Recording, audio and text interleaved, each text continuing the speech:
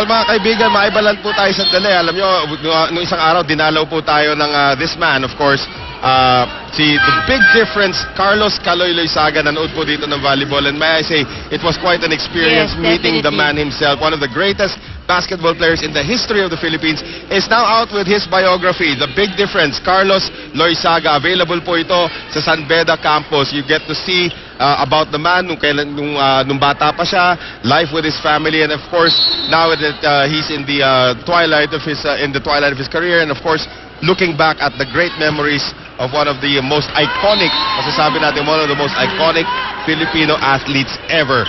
The Big Difference, Carlos Loizaga, available now at the San Beda College.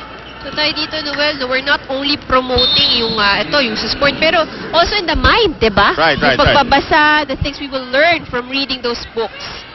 Ito ngayon si Alcuino seeing her first action ngayon para sa koponan ng Adamson, and it looks like either a lifting violation or a double touch. Ang matatawag, it is a double touch against Alcuino, who's seeing her first action dito sa koponan ng Adamson. That's Erica Alcuino. Hindi nakatulong. 6 na naman ang abante rito nitong NU. Myla Pablo serving. Good serve.